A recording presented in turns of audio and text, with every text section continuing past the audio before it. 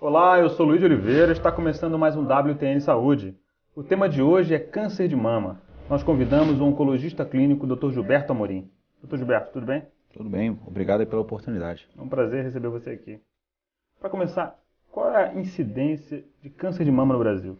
Bom, o Ministério da Saúde, através do INCA, estima aproximadamente 50 mil casos por ano. E essa é uma incidência que vem se mantendo estável nos últimos anos. Infelizmente, ainda com um número de óbitos alto, com quase 10 mil mulheres. Quer dizer, com quase 10 mil óbitos por ano, né, desses 50 mil casos, é um tema que a gente tem que abordar, é um tema muito sério. Com certeza, a gente precisa entender que é uma doença cada vez mais curável hoje em dia, mas infelizmente a gente ainda recebe pacientes em todos os locais onde o câncer de mama é atendido, ainda pacientes com tumor de mama bastante avançado. E como prevenir então o câncer de mama no final das contas? O autoexame é válido? Com que idade a mulher deve se encaminhar a um serviço especializado? É importante diferenciar a questão de prevenção de um diagnóstico precoce, quer dizer, é uma doença difícil de prevenir. É claro que muitas pacientes têm história familiar, mas a grande maioria não tem. Prevenção mesmo, a gente pode falar de redução de alguns hábitos desfavoráveis, como reduzir o tabaco, aumentar a atividade física, reduzir a ingesta de álcool, reduzir o excesso, às vezes, de hormônios femininos na menopausa, vem sendo prescrito cada vez menos. Quer dizer, essa mudança de comportamento pode minimizar a chance de você adquirir o câncer. Isso, mas não tem nada a ver com o exame preventivo. Pois é, o exame preventivo, quer dizer, no fundo o que a gente quer é que o diagnóstico precoce. Né? Quer dizer, ninguém quer ficar doente, mas se for ficar doente, que seja diagnosticado precocemente. Aí entra o rastreamento. Recentemente o governo aprovou uma lei que começou a vigorar agora no final de abril de 2009, indicando que as mulheres, mesmo sem história familiar, mesmo sem queixa na mama, devem fazer a mamografia, e aí se define um pouco depois qual é o intervalo, mas pelo menos após os 40 anos ela deve começar a fazer a mamografia. Primeiro exame com a mamografia. Primeiro exame. E, claro, que a gente não deve abandonar por completo a ideia do autoexame. Por quê? Porque a gente está num país carente de recursos. É importante que a mulher conheça a própria mama e escolha um momento do mês para fazer esse autoexame, que no caso daquelas que ainda menstruam, podem escolher um período, uma semana após a menstruação, examinar toda a região da mama e da axila para verificar a presença de um nódulo, algum caroço, alguma alteração no bico do seio ou mesmo nas axilas, que possa a partir daí buscar o profissional de saúde habilitado. Que tamanho de nódulo, que tamanho de tumor é possível palpar? É difícil. Às vezes você consegue, se for um tumor muito superficial, quer dizer, mesmo o médico mais experiente vai ter dificuldade de perceber um nódulo, às vezes de 1 centímetro. É possível, em alguns casos, a mulher perceber, e na média, quando a paciente nota a presença do nódulo, a gente já está falando de tumores em torno de 2 centímetros. Ainda assim, é melhor tratar um nódulo de 2 centímetros que um de 5, 6 centímetros? Com certeza. Se a gente avaliar que no SUS, quer dizer, em muitos hospitais importantes recebem 30% dos tumores de mama já diagnosticados como tumores avançados e inoperáveis. Então é claro que se a mulher percebe um nódulo, um caroço e procura rapidamente o serviço de saúde, ela pode fazer um diagnóstico não tão tardio e com isso a chance de cura fica muito maior. Então após o diagnóstico, encontrou-se um nódulo, a mastografia revelou lá uma imagem sugestiva, faz-se a biópsia e você tem um diagnóstico de câncer de mama, né? É sempre cirúrgico? Praticamente mais de 90% dos casos a preferência vai ser pelo tratamento cirúrgico. Em alguns casos, a paciente pode optar, ou o médico indicar, um tratamento pré-operatório, naqueles tumores que são um pouco maiores. Mas nos tumores de até 3 centímetros, na média, sem dúvida que o tratamento principal e aquele que realmente proporciona mais chance de cura é a cirurgia. Após a cirurgia, dependendo do resultado definitivo do tamanho do tumor e de uma série de características biológicas, os outros tratamentos complementares, como a quimioterapia, a radioterapia, e até mesmo os comprimidos anti-hormonais podem ser recomendados. Quer dizer, então como no pós-operatório, ou seja, você já fez a mastectomia ou a quadranectomia ou a cirurgia que foi conveniente naquele caso, como decidir entre a quimioterapia ou não quimioterapia? Bom, na verdade a decisão de quimioterapia é importante que as pessoas entendam o que é o risco, né? Na verdade, quando a paciente opera o tumor e esse tumor é completamente retirado, a axila é operada, seja através do linfonodo sentinela, seja até mesmo ainda usando o esvaziamento completo dos linfonodos da axila, esse laudo vai trazer para a gente, para os oncologistas clínicos, várias informações.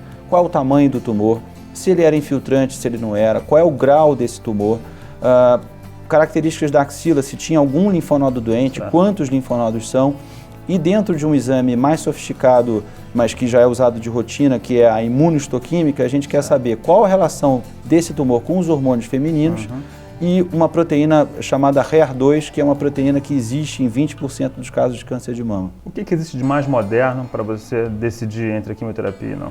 Nesses laudos convencionais, mesmo quando a gente tem um laudo bastante completo, incluindo tamanho do tumor, grau, quantidade de linfonodos doentes, receptores hormonais e essa proteína HER2, isso ainda é uma análise um pouco superficial das reais características biológicas desse tumor. Certo. O que seria mais novo é uma avaliação mais sofisticada a nível molecular, inclusive incluindo o painel de genes, ou seja, existe uma espécie de uma assinatura genética, ou a gente chama de assinatura gênica, que pode dizer para a gente se existem tumores de comportamento mais perigoso ou tumores de prognóstico, que a gente chama de comportamento mais favorável. E isso pode ajudar a decisão de se receber uma quimioterapia pós-operatória ou não. Você avalia o grau de agressividade do tumor. O grau de agressividade, que às vezes o laudo convencional da patologia pode falhar tanto para mais quanto para menos. Você pode ter um laudo indicando às vezes um risco alto e na verdade isso pode não ser verdade, ou o contrário, você tem um tumor pequeno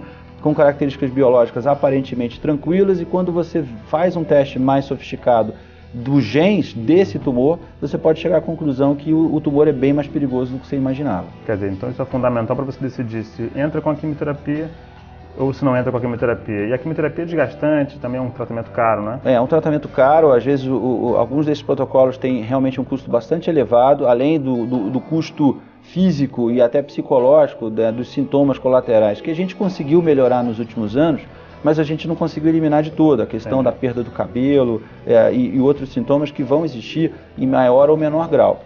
O que é, acho que, novo e é importante, é que esses testes mais modernos, com pesquisa de genes, eles estão sendo desenvolvidos justamente para que a gente prescreva cada vez menos quimioterapia. Qual é o nome desses testes? Existem vários testes no mercado, mas de forma comercial, lá fora, nos Estados Unidos e na Europa, a gente tem basicamente dois que são os mais importantes. O MammaPrint, que é muito utilizado na Europa e foi desenvolvido na Holanda, e já é um exame que lá é feito em vários centros com bastante frequência, e nos Estados Unidos chama Oncotype, é um outro teste que também procura avaliar os genes específicos do tumor. E aí faz uma avaliação bastante particular, onde a gente vai calcular o risco daquele paciente e não de um grupo de pacientes com um tumor parecido. Quer dizer, em alguns casos você eventualmente faria quimioterapia e você deixa de fazer porque o teste deu negativo ou mostrou que o tumor não é tão agressivo. Em outros casos em que você não faria, eventualmente você passa a existem casos onde é importante frisar isso, quer dizer, onde você, no laudo convencional, você fica às vezes até em dúvida se deve fazer a quimioterapia, que são aqueles pacientes às vezes com um risco que a gente chama de intermediário, ou mesmo pacientes que aparentemente teriam um risco baixo. Quando você faz um teste como o MammaPrint, o resultado que vem, na verdade, é o que a gente chama de assinatura boa ou ruim.